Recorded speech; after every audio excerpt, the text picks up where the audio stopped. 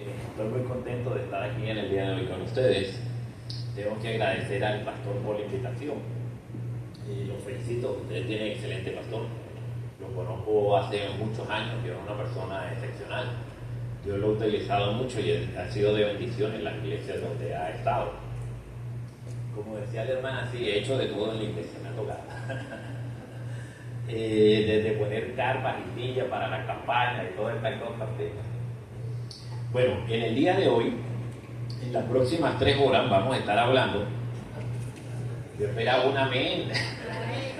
Está bien, en la próxima media hora, no se asusten. En la próxima media hora vamos a estar hablando un poquito del capítulo 6 y 7 de Segunda de Reyes. Como ustedes saben, la Biblia no fue escrita en capítulos y versículos. Fue escrita, vamos a decir, de una forma que todo iba junto, las diferentes cartas, las diferentes crónicas, y después con el tiempo es que se separa para facilidad de buscar. Por eso la historia que vamos a hablar hoy parte en el capítulo 6 y parte en el capítulo 7. Pero antes de entrar a la historia, quisiera mencionarles, ustedes han visto las noticias últimamente. Ustedes vieron que hubo un avión 787 de Boeing que iba de India para Londres, para Inglaterra, y se cayó. ¿Vieron esa noticia? Me imagino que ustedes escucharon de una persona que iba en el asiento 11A que sobrevivió, el único que sobrevivió del accidente. Bueno, de esa persona no les voy a hablar. Les voy a hablar de otra que se supone que fuera en el avión. Se llama Bomi Chauhan. Es una dama. Ella tenía que estar en ese avión. Ella tenía que estar en ese vuelo. Pero contrató a un taxista. Aunque vivía cerca del aeropuerto, relativamente, porque usted sabe que en estos países así hay grandes megápolis, ciudades exageradamente grandes.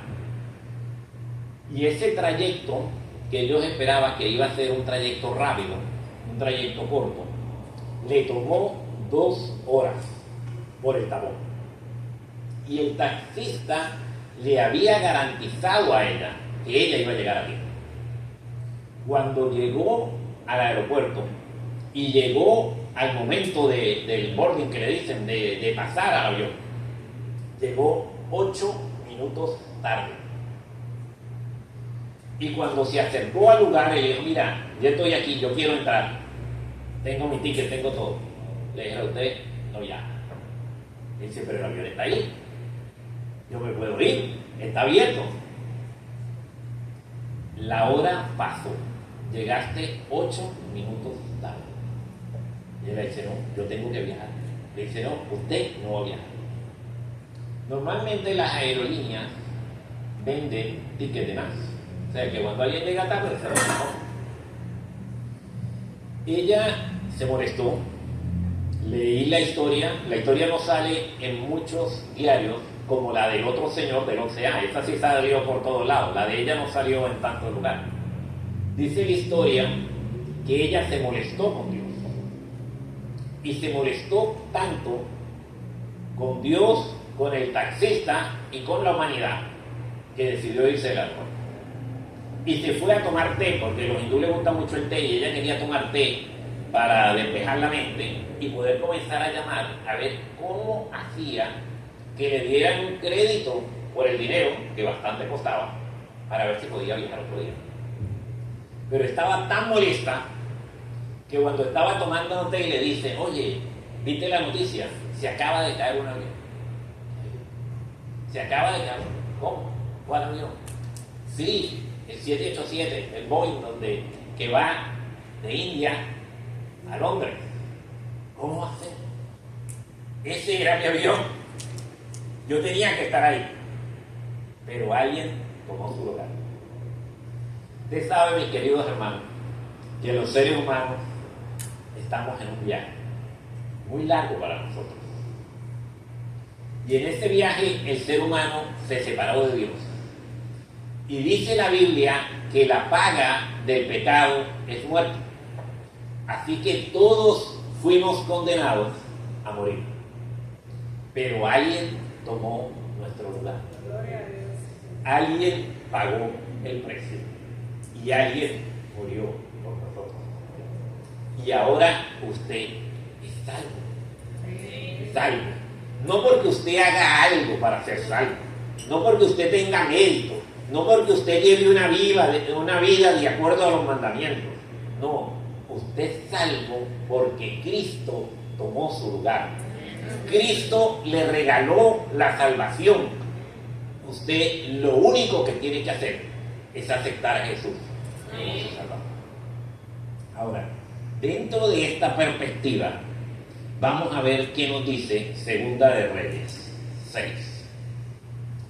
Por ahí en el versículo 12, entiendo yo que comienza esta historia, nos dice: entonces uno de los siervos le dijo: no, rey señor mío, sino que el profeta Eliseo está en Israel, el cual declara al rey de Israel las palabras que tú hablas en lo más secreto de tus cámaras. Mira lo que estaba pasando.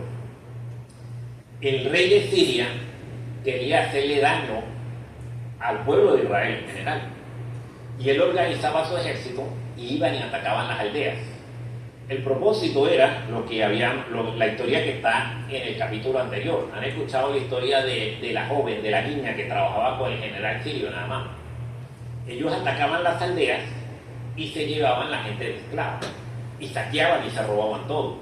Normalmente a los hombres los mataban y se llevaban a las damas y a los niños. Esa era la cultura de ese momento. Entonces Eliseo le decía al rey de Israel: mira, nos van a atacar en tal ciudad, nos van a atacar en tal pueblo. Y el ejército de Israel iba y hacía una emboscada, y cuando venían los sirios, que siempre eran muchos más, ganaban la batalla.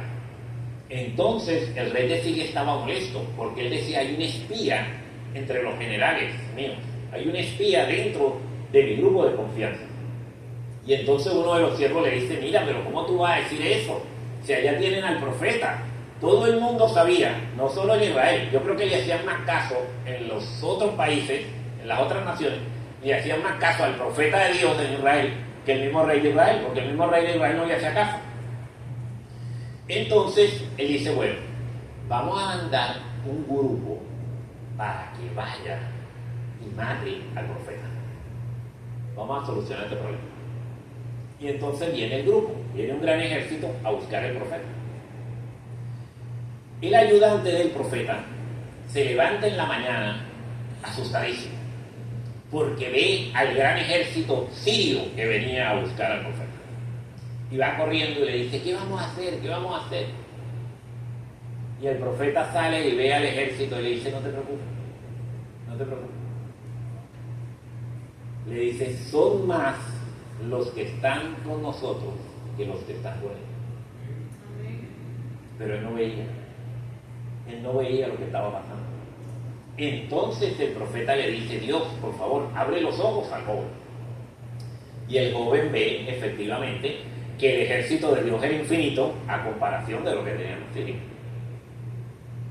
Yo creo que uno de los problemas más grandes que nosotros tenemos como cristianos es que no vemos el plan de Dios.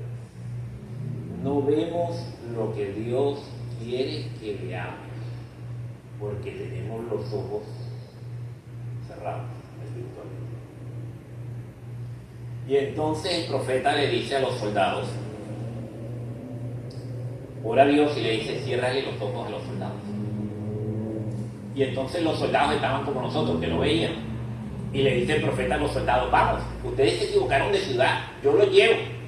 Imagínate, la persona que ellos están buscando les dice: no, ustedes se equivocaron, aquí no está, vengan, yo los llevo. Y se los llevó todos a Samaria. Y los llevó a la ciudad, donde sí había muchos soldados porque estaba el rey de Israel. Los llevó a la plaza, a la mitad de la ciudad. Y cuando está en la mitad de la ciudad le dice: Dios, por favor, ábrele los ojos. Pues estaba muerto. Y entonces el rey de Israel, que era un gran oportunista, poco creyente, pero gran oportunista, le dice al profeta: Señor, los matamos. Él quería matarlo porque era una oportunidad tremenda, imagínate, sin pelear. Y él dice, no, no, no, no, no, no. Tú le vas a hacer un banquete ahora. Dale de comer, dale de beber y que se vaya. Mira cómo hacía obra misionera el profeta. Hicieron el banquete y se fueron. Y dice que nunca más volvieron los sirios. Hasta que vino un nuevo rey. Y cuando vino el nuevo rey, lo primero que hizo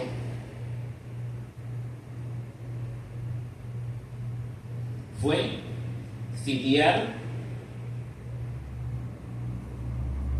Vean el versículo 24.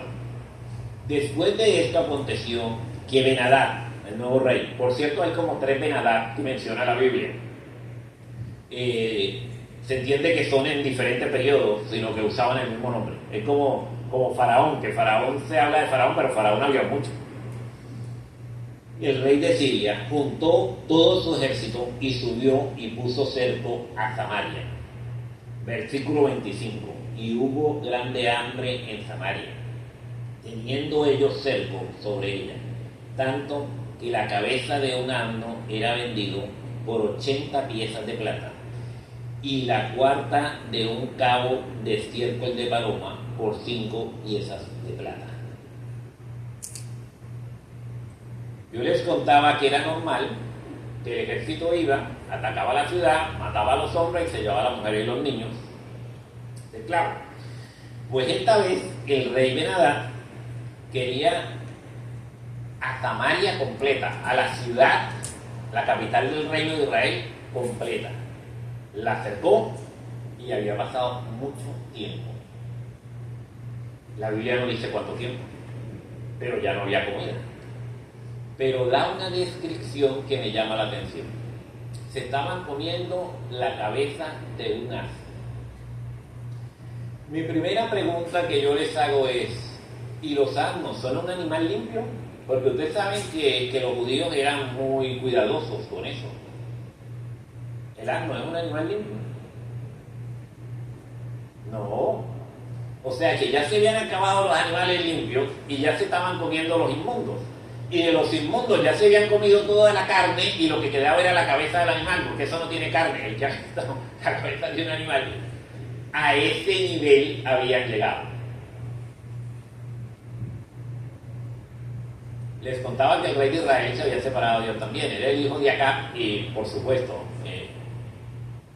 no era muy buen creyente, que digamos.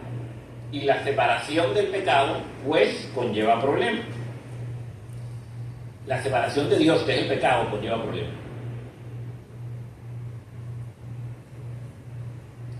Quiero que vean, por favor, el versículo 26. Y pasando el rey de Israel por el muro, una mujer le dio voces y dijo: salva, rey, señor mío. Y él dijo: si no te salva Jehová, ¿de dónde tengo que salvarlos? ¿Del alfolí o de la gana? Que no tenía ni dinero, ni comida, ni bebida. Y díjole el rey: ¿qué tienes? Y ella respondió: esta mujer me dijo: da acá tu hijo y comámoslos hoy, y mañana comeremos el mío. Cocinamos pues mi hijo y lo comimos, y el día siguiente yo le dije: da acá tu hijo y comámoslo. Mas ella ha escondido su hijo. Y como el rey oyó las palabras de aquella mujer, rasgó sus vestidos. Vea el versículo 31. Y él dijo: así me haga Dios y así me añada, si la cabeza de Eliseo, hijo de Safat, quedará sobre él hoy. ¿Cuál era la solución del rey de Israel? Matar al profeta. Porque había llegado la gente a una condición de hambre, a una condición de haberse separado tanto de Dios que se habían vuelto caníbales. A eso había llegado. Los que decían que eran el pueblo de Dios. ¿Cómo le parece? ¿Y qué le contesta el profeta? ¿Salió corriendo del miedo que le dio? No. profeta creía en Dios, el profeta confiaba en Dios y el profeta tenía fe. ¿Qué le dice el profeta? Vamos al capítulo 7, versículo 1. Y dijo entonces Eliseo: oíd palabra de Jehová. Oíd. ¿De dónde viene la fe según la Biblia? De oír la palabra de Dios. Oír palabra de Dios. La única manera de que nosotros lleguemos a tener fe es escuchando la palabra. Si no escuchamos, no va a haber forma. No porque lo diga yo, porque lo dice la Biblia. Oíd palabra de Jehová. Así dijo Jehová: mañana a estas horas valdrá el sid de flor de harina un ciclo, y 2 sid de cebada un ciclo, a la puerta de Samaria. Eso es más o menos como decirle: ustedes que están comiendo gente que se volvieron caníbales, ustedes que están comiendo animales inmundos, ustedes que se olvidaron de Dios, ustedes que quieren matar al mensajero de Dios, Dios les manda a decir que mañana en la puerta de la ciudad la comida va a estar regalada. ¿Por qué yo digo que es regalada? Bueno, un sid son 7.3 litros. Y un ciclo es una monedita de plata que pesa dentro de más o menos 9-10 gramos a 17. Un quarter, la de 25 centavos que nosotros usamos, pesa 5.6, o sea que pesaría como dos moneditas de nosotros, de 25 centavos. Era algo bien pequeño. Mañana la comida va a estar regalada. Y entonces, la mano derecha del rey, el general más importante, al que seguía el rey, donde se apoyaba el rey, le dice: oiga, profeta, ¿usted no ha pensado que si Dios abre las ventanas de los cielos, eso no va a pasar?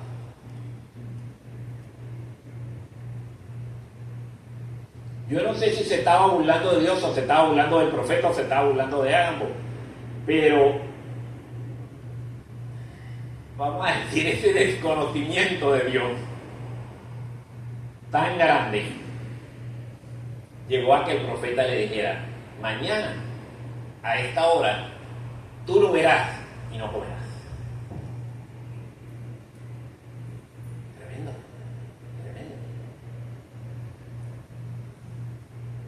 Llegó la noche, no había comida. Nadie esperaba comida. Yo creo que al profeta no le creyó a nadie, porque como estaban las cosas, por lo menos no lo mató el rey ese día, como había prometido. Le dio un día de gracia. Esa noche habían 4 leprosos que estaban fuera de la ciudad.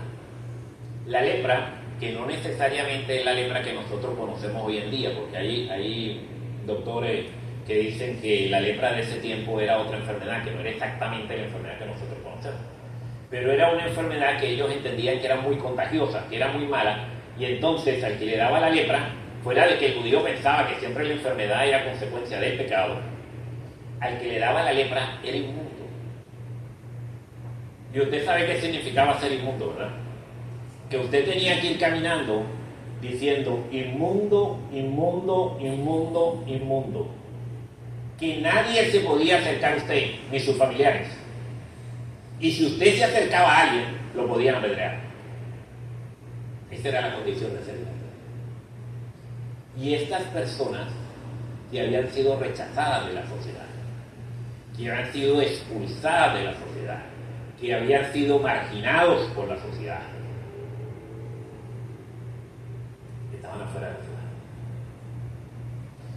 Y entonces ellos decían: bueno, vamos a pensar que entre esos 4 había gente de distintas clases sociales, porque en la marginalidad todos eran iguales. En la sociedad no, porque era una sociedad de clases. Estaban los levitas, estaba la familia real, estaban los comerciantes, estaban los esclavos, que se supone que ellos no tuvieran esclavos, pero tenían. Estaba todas unas clases. Pero ahí, en la enfermedad, en el pecado, como entendían los religiosos de su época, todos eran iguales.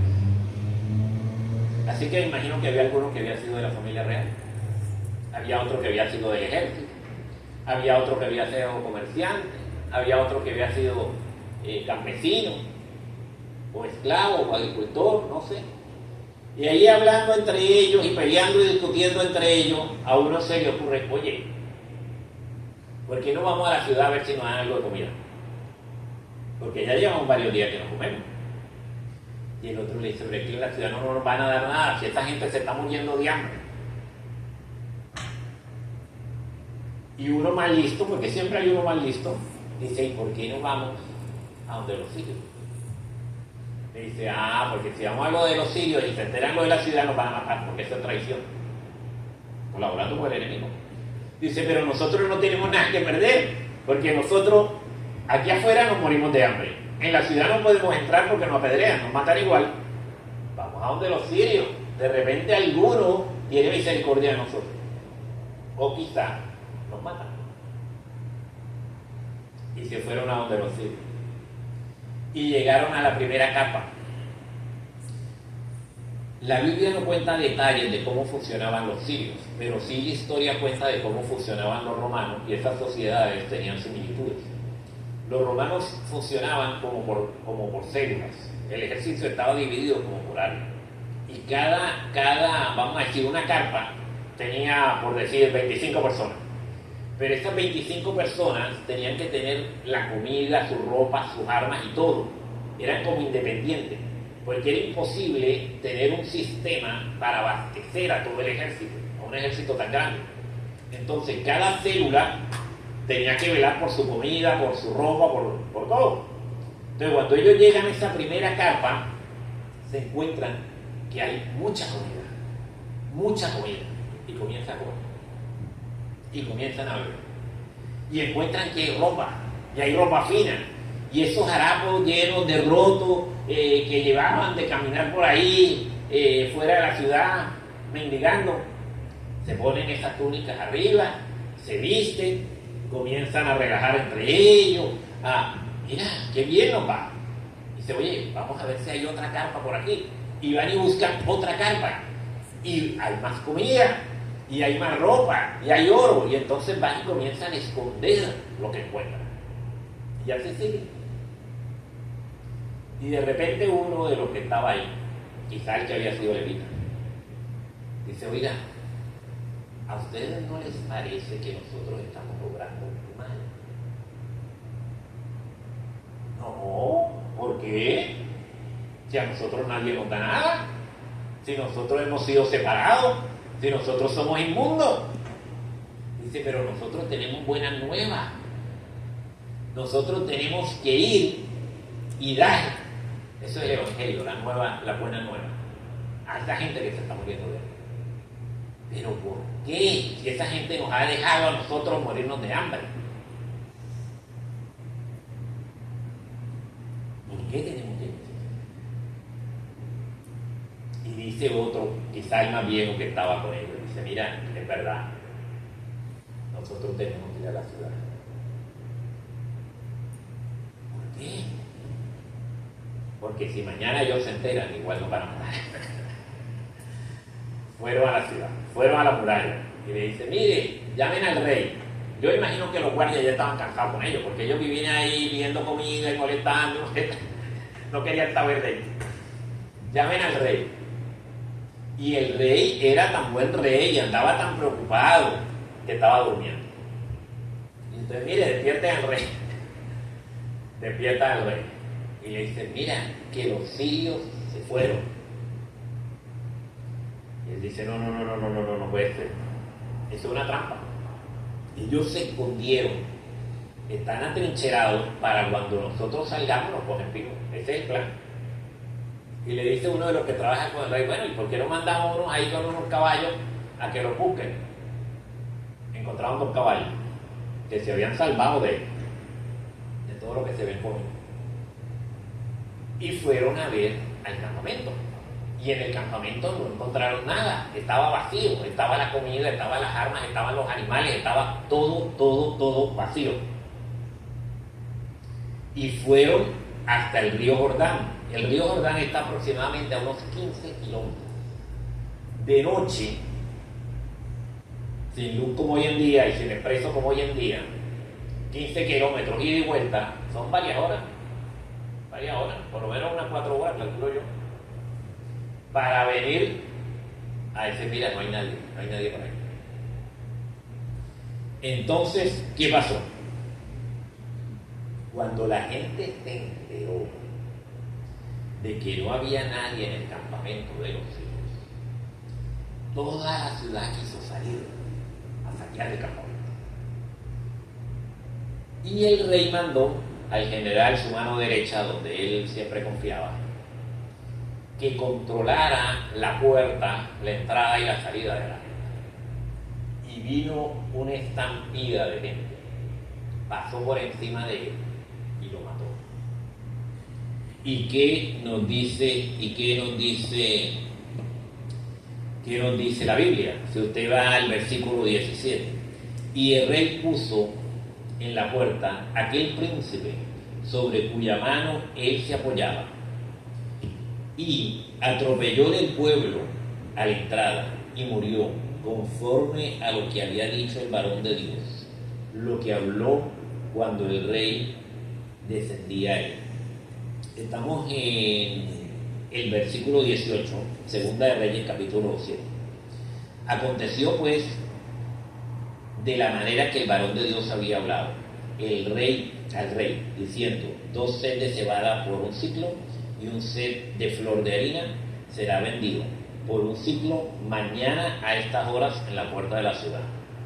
A lo cual el príncipe había respondido al varón de Dios, diciendo: aunque Jehová hiciese ventanas en el cielo,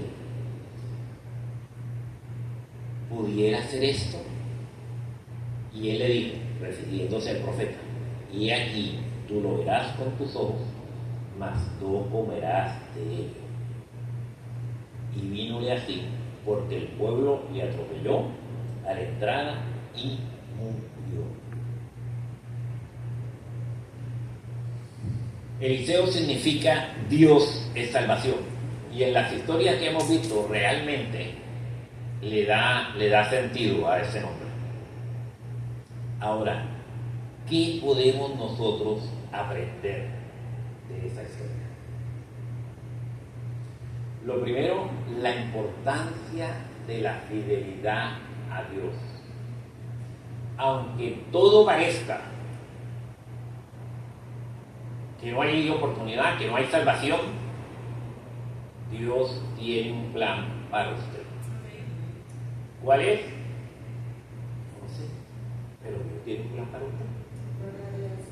Cuando voy a Florida, porque tengo que ir bastante allá viven mis hermanos, me gusta ir a unas iglesias en específico hispanas, y le escuché al pastor predicar que en estos días esta gente de ICE que brega migración se llevó a uno de los miembros de la iglesia, y él es casado con hijos y todo, y se lo llevó preso, lo tiene. Y la iglesia está orando por esta persona, ha estado orando para que el Señor lo ayude, se manifieste. Y el pastor logró hablar con el hermano, y le dice el hermano: está orando por ti, debemos pedir al Señor que obre. ¿Cómo estás? ¿Cómo te sientes? Y el hermano le dice: pastor, me siento bien. Al hermano lo llevan preso, usted sabe que le ponen cadenas en las manos, en la cintura, en los pies, lo llevan preso de una forma bastante compleja. Lo tienen en una celda pequeñita. Me dice: pastor, me siento tan bien como nunca en mi vida. ¿Cómo así? Le dice: me siento libre. ¿Verdad? Sí. Porque Cristo es libertad. Hay veces nosotros, por los problemas, porque todos tenemos problemas, perdemos de vista al Maestro. Hay veces nosotros, por nuestros problemas, se nos olvida que Dios tiene un plan para nosotros. Amén. Lo segundo que debemos aprender de esta historia es que hay que tener fe. que la fe es poderosa. Y la fe está basada en el conocimiento y en la confianza en Dios. Eso es la fe. Debemos conocer a Dios. Debemos conocer que Dios es fiel y que Dios siempre, siempre, siempre se preocupa por nosotros. Debemos tener claro muy bien las consecuencias de la incredulidad. ¿Qué le pasó al general? No creía. Él no creía en el profeta lo tenían por loco. Por eso cuando él le dice, mira, mañana a esta hora la comida va a estar regalada en la puerta de la ciudad, él le dice, oiga, ¿y usted cree que con ventanas en el cielo eso funciona? Total incredulidad. Era una burla tanto a Dios como al profeta. Tenemos que recordar siempre que la obediencia a Dios es importante. No debemos olvidar que debemos compartir el Evangelio. Las buenas nuevas hay que darlas. No podemos quedarnos como los leprosos allá comiendo, bebiendo en el party, poniéndonos la ropa de los generales, de los príncipes, escondiendo el tesoro, mientras que el pueblo muere de hambre por falta de pan. Porque Cristo es el pan que bajó del cielo para salvar. No podemos guardar este secreto. No es de un buen cristiano. Y hay una lección importante que me llamó la atención. Dios llama y usa a las personas menos esperadas o inesperadas. ¿Se dieron cuenta de eso? A esas personas que había rechazado los santos del pueblo judío, los llamados, los que tenían el pacto con Dios, a esos separados que eran los leprosos, a esos utilizó Dios para traer. Puede ser que hoy nuestra sociedad haya separado a un grupo de personas, ya sean prostitutas, homosexuales, drogadictos, el nombre que le quieran dar. Dios cuenta con ellos también para ir a predicar. Cuidado. Dios solo hay una cosa que no le ha delegado al ser humano, y es juzgar a los demás. A nosotros los seres humanos Dios nos envió a predicar, pero a juzgar no. Juzgar solo Dios. Pero por alguna naturaleza extraña que hay en nosotros, a nosotros nos fascina juzgar a los demás. Nos fascina, tenemos como una obsesión. Pero nosotros no fuimos llamados a eso. Cuidado. Nuestro único llamado es ir y vivir al mundo lo que Dios ha hecho en tu vida. Hay una historia maravillosa, que es la del endemoniado Gadareno. Ya no tengo mucho tiempo, así que simplemente voy a mencionar detalles.